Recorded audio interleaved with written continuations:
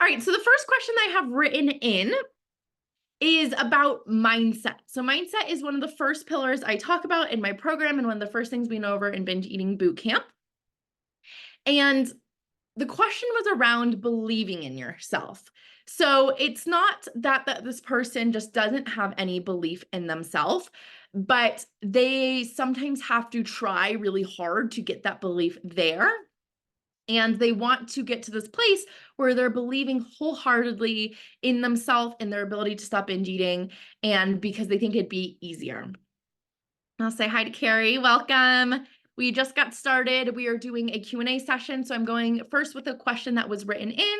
But if you have any other questions, I want this to be interactive. I want you to make sure that you get the support and anything that's coming up for you around food you're eating. So feel free to write any questions you have in the chat, or raise your hand if you have anything coming up for you. So what I'll say about when you're having a hard time believing in yourself, first, this is 100% normal, because think about all your past history with food and all that you have been through. My guess is you have a lot of evidence that you haven't been able to do this, right? That is why you were here today, is because you were still working on this goal to stop overeating and become a natural eater.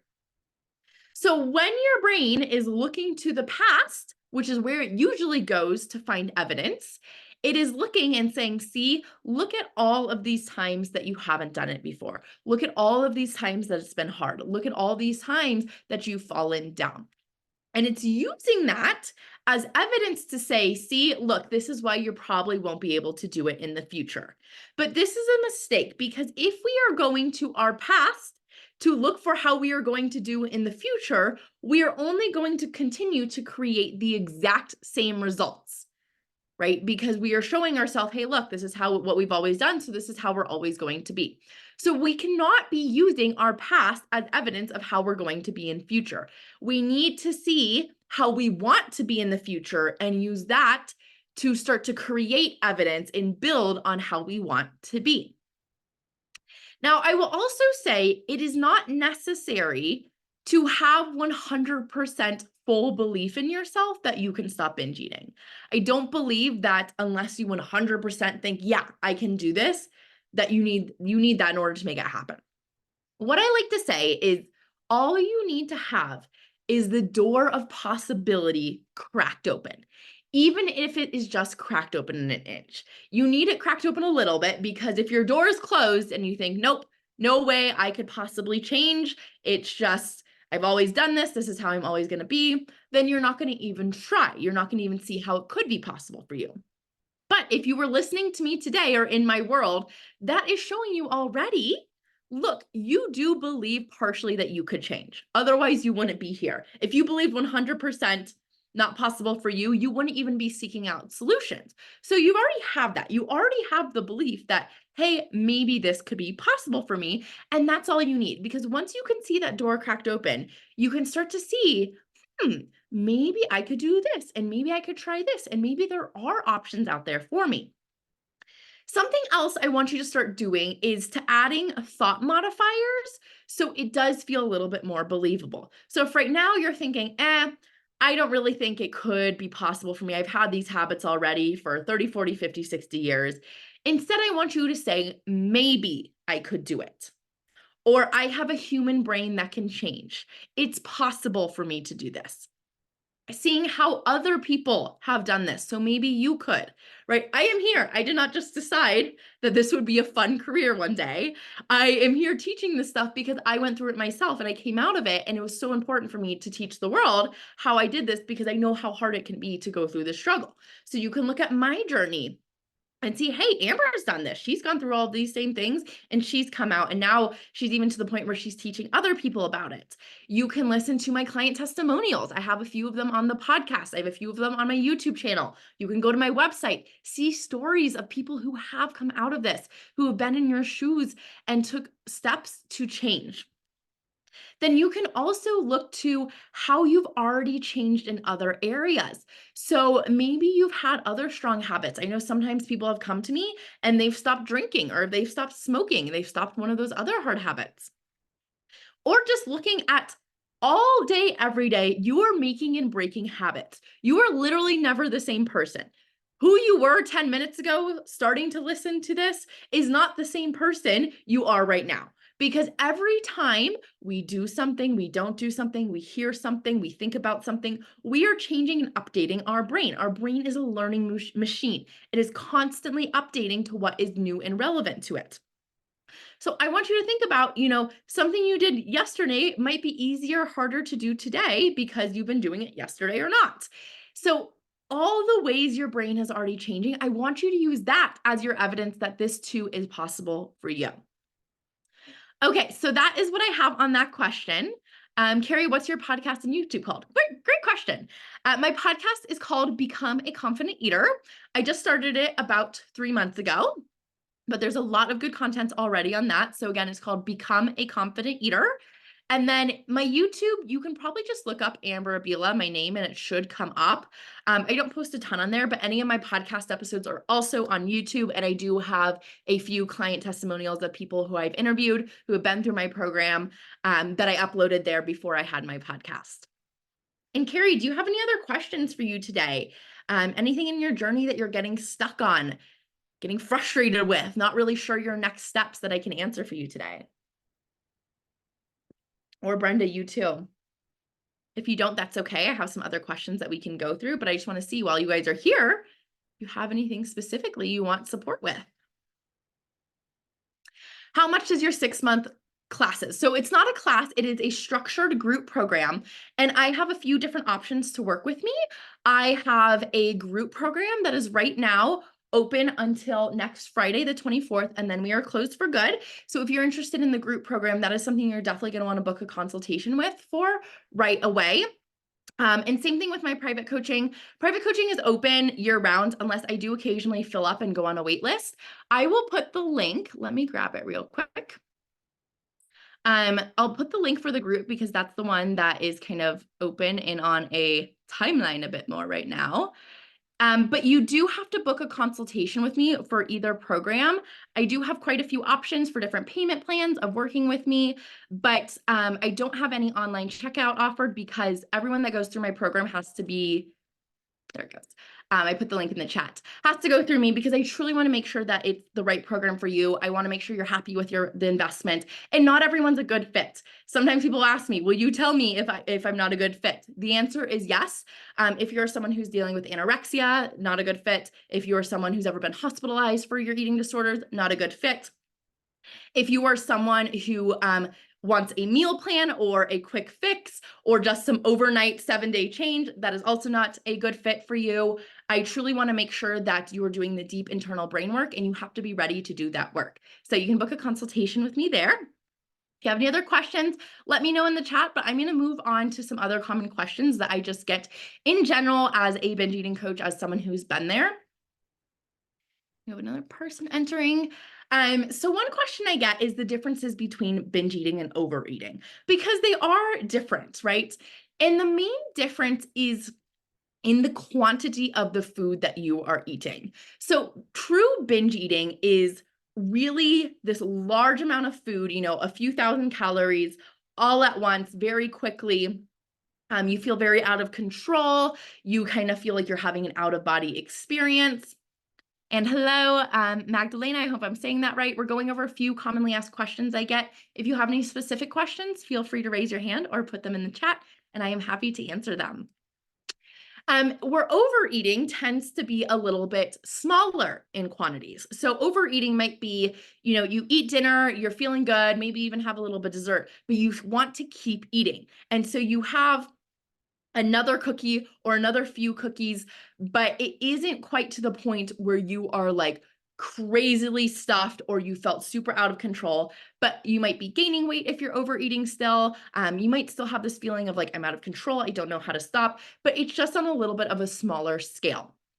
Now, to me, I do not make a big distinction between these because I also struggled with both of these. And I find it hard sometimes to distinguish between them because some days I was having a true binge where I was like, I just want to eat everything in sight in the cabinets and I couldn't stop myself. But then other days I felt pretty good and I felt like my eating was kind of under control. But I would just have like a little bit, I was eating more sugar than I'd want to be having. So I kind of bounced in between both of these. And that's why I call myself a binge eating and overeating coach, because to me, ultimately, you're eating too much food. That's what you want to work on, whether it's this extreme too much food or this like more moderate too much food. The skills you need to learn for both binge eating and overeating are pretty much the same. You need to learn about your urges, that feeling you get right before you go into eating the food. You need to learn how to better listen to your hunger and fullness. You need to learn how to get in this out of the scarcity mindset around food and really truly feel like you don't need to get it all in right now, like that food is abundant and I don't need to eat it all right now. So those are some of the skills that you'll still need to have. So whether you're overeating or binge eating, just know that there is still a way out. And ultimately, we can get you to your goal of becoming a natural eater either way. Now, another question I'll get is the difference between an urge and a craving. I talk a lot about urges because urges are ultimately the reason why you are not a natural eater right now.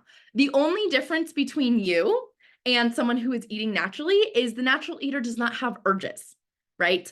And you have urges right now. And I've had lots of urges before, right? But in order to get to a natural eater, we need to get rid of these urges. And that's where working on our skills comes in. Now, an urge we don't want to act on, because every time we don't act on an urge, we are rewiring our brain to tell it, hey, this is something we don't want to be doing. We're not giving it the reward of food anymore, so it's not going to give us that urge so strongly next time. But there is a difference between an urge and a craving. A craving is a little bit gentler, it's not so strong. And a craving, sometimes we might want to act on. Sometimes we just want to eat a piece of chocolate. We might not be super hungry. I think for the most part, when people eat dessert, people aren't hungry for dessert. It's more they have a little space in their belly and they feel okay with having it. So if you are having a craving for a food and you feel good about it, you have space in your body for it, it's not going to cause a big negative impact on you. That might be something you might decide, yeah, I do want to honor this craving and I do want to eat. So the main difference I want you to look for is how you're feeling going into it. A craving will feel calm and an urge will feel urgent.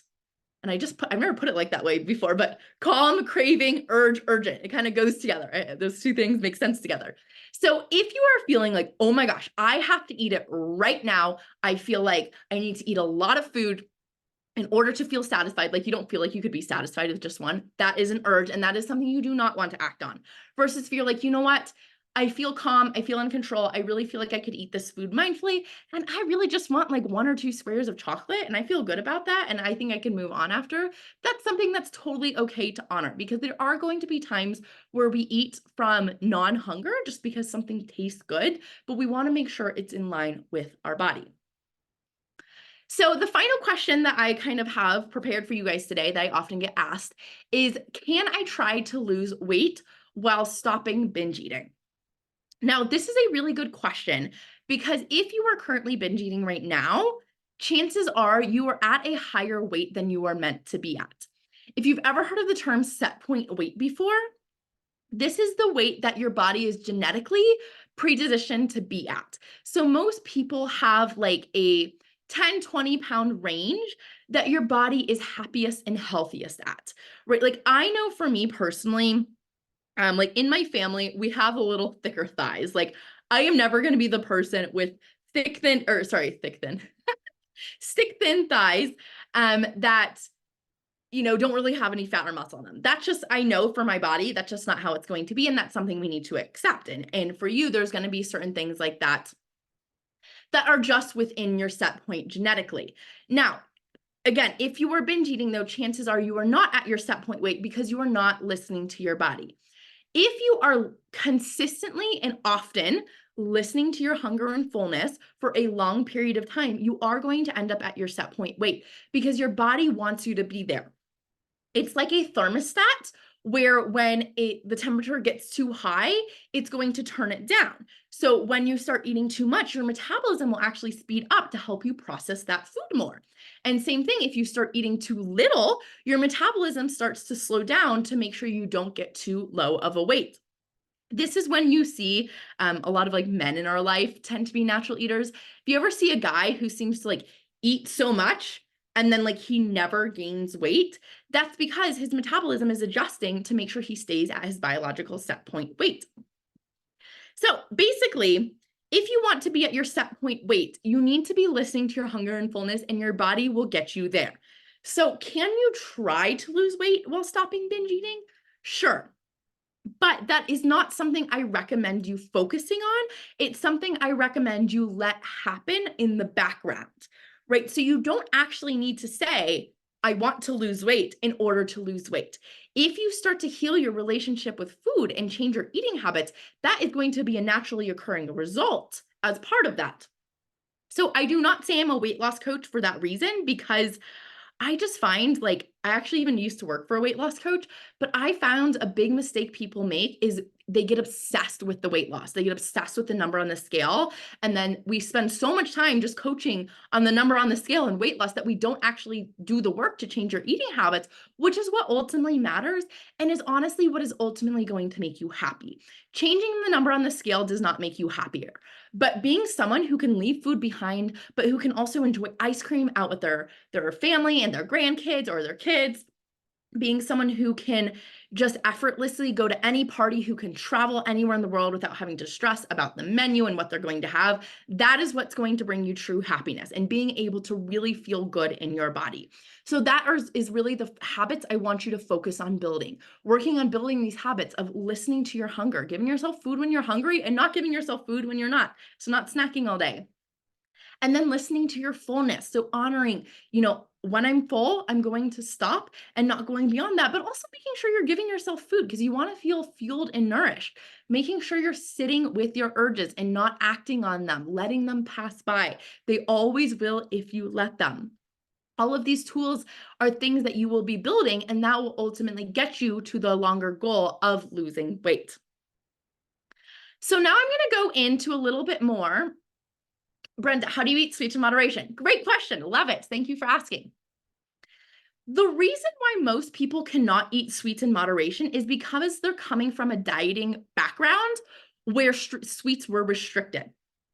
So if you have ever been on a diet or have been told in any capacity that you're addicted to sugar, you need to cut it out, what has been happening in your brain is your brain has labeled sugar as something that is going to be going away, something that you're going to be cutting out, something that there is not enough of, something that you never get what you truly want.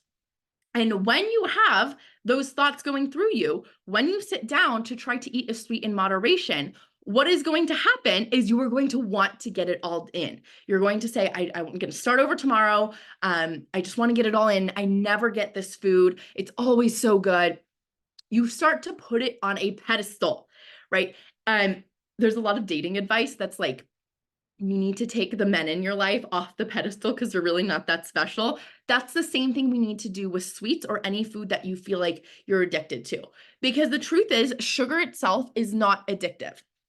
If you've ever heard the study about like the sugar is more addictive than cocaine with the rats, first, we are not rats, we are not mice. But second of all, that study was done when the mice, the rats, whatever they use, they were in a food deprived state. So it is true that if you are on an extremely restrictive diet, you are going to crave sugar and feel addicted to it. Why? Because your brain is trying to get in more calories to not die. It makes sense. And that is why diets do not work. That is why extreme calorie counting does not work, because you are going to feel addicted to food then. But if you are feeding yourself and you are truly giving yourself nourishment, when they did that with the mice or the rats, they actually did not go to the sugar. They went to the cocaine instead, right? Because they're in this healthy, happy state where their body is actually being fueled. And the truth is, you are not going to your local grocery store with your hundreds of dollars every week, gathering bags of sugar from your local sugar dealer. That is not the truth, right? You're eating more of these sugary food that are in conjunction with fat oftentimes. And so it's not just the sugar. A lot of times it's your thoughts about the sugar. So that's what we want to work on. So something I teach in depth in my Confident Eater program is something called the trigger food process. Now, a lot of coaches will tell you, if you are in like the intuitive eating world, to just bring the food in your house and stop restricting it, and hope you'll be okay and eat it in moderation. I teach you a more step-by-step process that we do over many weeks to really start to slowly include these in a way that feels good. So it's really important for you to start to notice your thoughts around these foods and see what thoughts are making you feel addicted. Are you telling yourself some of those things I just mentioned of, I never get this, I can't stop myself, it's just so good? Because those are all the thoughts that are going to make you to want to keep going. And we need to see how those thoughts are not true instead. All right, so let me know if that answers your question, Brenda. So I'm going to go into some frequently asked questions about the group program, because that is, yeah, you're welcome, what is coming up and spots are filling up for. So first, how the group works, it is a very small group program. So it is less than 10 people. I'm only taking 10 people max. We already have 3 people who are in the group, paid. They are already starting to get support in the Facebook group. So you are not going to be drowned out in this group of hundreds of people. This is also not a course that I am just giving you and saying good luck. It is a very high touch, high support group. I will never offer anything that I don't feel 100% sure you can get results in, which is why, I'm not going to say never, but I really don't agree with courses a lot of times, because I find people have a hard time motivating themselves to do that stuff. And ultimately, what you need is not more information. What you need is to be taking action. Most people know what they need to do, right? They have like, okay, I know I need to do this, this, and this. But the problem is you're not doing those things. You're not actually sticking with it, which is what coaching helps you do. So it's a small, intimate support group. We have weekly calls every single Thursday at 11 a.m. Mountain Time, which is, it's this time. So if you can make it today, you should be able to make the weekly calls. All of the calls are recorded. So a big question I get is, what if we can't make the calls live?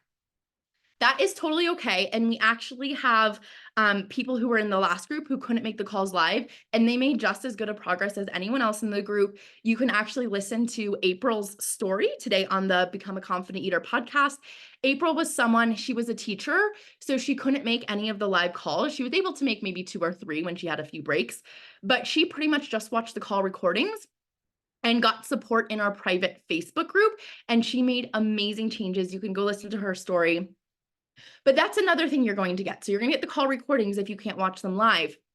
But we have a private Facebook group where you get unlimited written coaching support. So I know some of you are in my big public Facebook group called Become a Confident Eater. It is private in the sense that not everyone on Facebook can see what you're posting, but it is just a general group open to the public. So the private Facebook group is just exclusively for the paying group members. And I am in there every single day giving you in-depth coaching support. So we will go back and forth for, like 20 messages, making sure that you're getting really deep coaching. And I am on there every single weekday, and it is seriously unlimited. So if you have a question 3 times a day, please ask me 3 times a day, because I want you to get support. So for someone like April who couldn't make the live calls, she really took advantage of the written support and made sure that she got any questions answered then. Thanks, Carrie. The calls are every single week. So it's a 6-month program. Every single week, like I said, Thursdays at 11 a.m. Mountain Time. So it's this time that we're talking right now. They are an hour long. And on the calls, we do a few things. The first thing that we will do is we'll have most of our lessons taught live. The reason I teach most of our lessons live is because I know we all live busy lives. Not too many people like homework. I do give you some things to do throughout the weeks, some focuses for you to focus on, but really most of my lessons are taught live, and that also makes them interactive. So again, because you are not in a group with hundreds of people, you get plenty of time to talk personally to me on the calls every week. And then after we go over our lessons, we will have pretty much time every single call for a live open coaching time. So this is your time to come talk to me, to get personalized support. We'll go really in depth with live coaching. And if you are nervous to do that, I get it, right? Like it can be scary to sometimes come on Zoom and unmute and talk, but all of the calls are completely private, meaning they're not shared with anyone except the group members. And ultimately, every single person in that group is there because they are struggling themselves with food too. So anytime you get coached, it helps the other members. And if you are really scared to get coached, that is okay too. You never have to. You can always just listen along to the other members getting coached. So the calls are really fun that we get to have that interactive time together. Yes, Carrie, it also does help with accountability for sure. Yeah, having those calls like every single week in your calendar. And I recommend, even if you can't make the calls live, to still scheduling some time to watch the replays. And that's one thing that April did really well, is she always made sure to stay on top of the calls and watch them at her convenience. But another thing I do to help with accountability is you get a progress tracker. So every month I have you rank how you're doing in a few key areas. So we rank, how well are you doing with managing your urges? How well are you doing with moderating all foods? How well are you doing listening to your hunger, your fullness? How confident are you feeling this month? And when we rank those every month, I will actually go in and check your progress tracker to see how you're doing. So if I see that you're not doing really well in a certain area, I will just reach out to you and say, let me know if you need support. Let me know if you need help. Please reach out to me in the Facebook group. Or if you're doing really well in an area, I'll celebrate with you and ask you why you're doing well so you can continue to keep up that progress. So like I said, you're not going to be disappearing in the background. I'm making sure that you stay accountable every single week. And what's also really nice about the progress tracker is it's allowed me to implement a money back guarantee. So how the money back guarantee works is if you do not make progress in every single category of your progress tracker by at least a score of 1, I will literally give you your money back, because I am so confident that there is literally no way you could go backwards in this program. You are going to make progress. I have never had anyone who has not made progress. And I know everyone thinks, well, what about me? I could be the one who this just doesn't work for. So I do have that money back guarantee in place if you are concerned that's going to be you, but I have had everyone make progress in every category. Great question, Carrie. I was just about to get to that. So the group coaching, it starts May 30th, but we are only open for enrollment to May 24th. So I can get everyone set up and ready to go for our first call on May 30th. And then we go every week for 6 months after that. Now, one other last thing that you're going to get as a special bonus that I've included in this group is you're also going to get one-on-one private calls with me. So at the months 2 and 4, you're going to get a 30-minute call with me. So you and I can talk one-on-one, just privately, and you can get any additional support that you need. This is going to be really good as a check-in point to make sure you're staying on track. And also, if you just have anything that's a little more personal that you want to come to me with, you can talk about it then. But that allows us to go even more in depth, and you'll be amazed. I know 30 minutes might not sound like a lot of time together. I have been coaching for quite a few years now, and we can get things done really quickly. I know where to see your problems. I have no problem stopping you in the middle of your story to make sure we start to make really quick changes. So you're also getting private coaching with me within the group program. So some other questions that sometimes I'll get with that. This is actually a question that was written into me from the Facebook group. Was, how does your program work at the end of the 6 months? Is there any kind of follow-up? Has anyone ever had to start over? Which is a really good question. So at the end of the 6 months, you get continued access to everything still. So any call replay, any tool that we learned, any past coaching that you received, you are still going to be able to have access to that, to view that. And all of the tools I teach you are really lifelong tools. So there's nothing you're going to learn that's going to be like, oh, I used this one time, and now that the program's over, I can't use this. No, all of the tools are deep mindset coaching tools. So they're going to stick with you for any time you need them in the future. Now, after the group is over, it is like over per se. You're not going to get any continued coaching. But I do occasionally have people stay with me simply because they love the accountability and support that much, and they want to continue to deepen their learning. So you always have the option to do another round of the group. And if you decide to do a second round of the group, I do offer a really big discount for you as a thank you for rejoining with me. But what's really nice is then we can go in even deeper with the tools. You continue to get those calls, that support, but it is totally optional. And most people feel great after the 6 months together and just go off on their own journey. But you can always choose to stay with me if you want to. So I think, let me see here. that is all the questions that I had that I went over for the group and had prepared for you today. But do you guys have any last minute questions at all, either about in general, about changing your eating habits, or about the group? And I will add the link again to book a consultation with me. So I would love to chat with you and we can go a little bit more in detail about how the program could specifically work for you, because I know everyone's history with food is different. We all come with different backgrounds. So sometimes it is a question of, this is my background with food, and will this program be the right fit for me? Brenda, do you recommend 3 meals a day? Yes, I do. So what I recommend for all my clients is we get you on a regular meal schedule of at least 3 meals a day. So by at least 3 meals a day, what I mean is 3 meals works for most. Occasionally, someone will need a 4th meal if they're really active. But yes, in general, 3 meals a day is a good number for you. I actually talked about this in my Hunger and Fullness Live today in Binge Eating Bootcamp a bit more. But the reason I recommend 3 meals a day is, one, because that's how most of our society works. Most of our society works with eating breakfast, lunch, and dinner. Okay, so you don't have to be that weird one who's like, oh, I'm not doing dinner because I'm intermittent fasting. I'm not doing breakfast because I'm intermittent fasting. It works well socially. It allows you to keep up with your friends and family. And it also allows you to make sure that you're getting in nutrition throughout the day. If you are only having like 1 or 2 meals a day, sometimes it's hard to get enough calories in, and that can send you into these biological urges that are really hard to stop, and that can lead you to overeating and binge eating. You're at 2 and a snack, a 14-hour fast.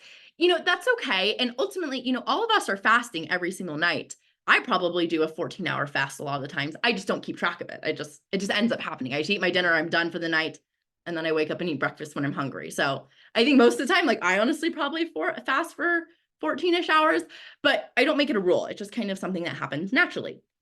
So if you're at 2 and a snack, we could talk a little bit more in depth. Something I also do in all my programs is I have you keep a food diary that I personally look over so I can give you more structured feedback, because I would need to see how, like, exactly what you're eating at those meals and snacks, because it might be enough. And if you're not feeling hungry beyond that, it also depends on your activity levels, your age, kind of a lot of factors. So if you feel like you're full and satisfied from 2 meals and a snack, totally fine. And ultimately, like, a snack is just a term. It could just be a mini meal. Like, how do we even know what's a snack and what's a meal? You could count that as 3 meals a day. It would just be a smaller meal. So as long as you're feeling full and satisfied from those 2 meals and a snack, then I think it's fine. It just kind of depends on where you're at with that. Does that answer that, Brenda?